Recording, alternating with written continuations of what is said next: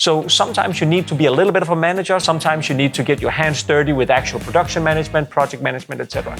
Again, it all depends on the project. So that's why it's really interesting to have this education, because it allows people to get this experience from people from all over the industry who tried many different aspects of making games. My name is Frederik and I'm the CEO of Slipgate Ironworks in 3D Realms. Today we primarily publish games out of 3D Realms, so mainly games that are within the genre of what 3D Realms were known for primarily back in the days.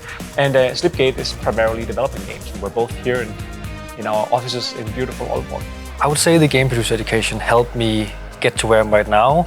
You get all of the interesting parts of the theory of project management, product management, leadership and culture, but also give you a network of professionals in the industry from all over the world, which I think helped me a lot. My name is Frederik. I work as an associate producer here at Slipgate Ironworks. My primary functions are more like human resources tasks, hiring, onboarding and relocation. The former lecturer for the producer education is the person who actually hired me here. So without my connection to the education, both before and after I joined, I don't think I would have been able to get the job. So a producer is essentially the glue that keeps a production team together. You're not quite a project manager, not quite a production manager, or not quite a game director, but essentially the one that has the bird-eye view of the entire production of a game. It's extremely important because it includes a range of different skill sets required. You need to have some kind of creative understanding of what the game director is trying to do with the game, but you also have to have a production understanding of what is it the production manager or project manager is trying to do in terms of making sure that we reach our sprints, milestones, etc., and following the roadmap of the game. So it's a very important role, but also kind of a fluid role that requires a lot of different skill sets in combination with each other, all depending on the size of the game, the budget, how big is the team, etc. I would say the aspects I use most during my time at Slipgate has been more the lens of looking at game development through like a producer's eyes, in terms of the overview aspect, the understanding the whole pipeline and where there can be bottlenecks, where things can go wrong, and also just being a good communicator. So the competences we're looking for primarily when looking for producers all depend on which type of producer it is and what type of game we're making. Here at Slipgate and 3D Realms, it depends on which type of games that we are looking for a producer for. It's really important that the producer is a hardcore fan of the type of game they're making, because this producer will be part of a smaller team and you'll wear many different hats during the production of this. When looking for producers for large-scale productions, we have some productions with over 100 people on the development teams.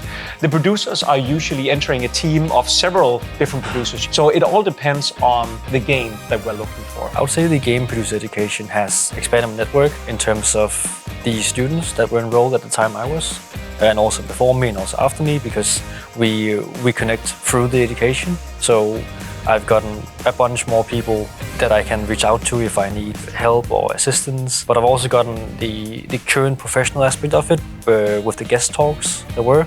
I got a mentor from Fun Day Factory in Aarhus because I knew him through the education. I think the game producer education is very important both nationally and internationally, since it's one of these roles that are kind of undefined in terms of what you get to do. When you have an education like this, you primarily look from the outset of different producers from different types of studios that can all bring a lot of experience with them. And it's important that you get all of these different views and theoretics mixed into this education to make sure that when you create new producers from this education, you get someone who has a little bit of experience in many different fields.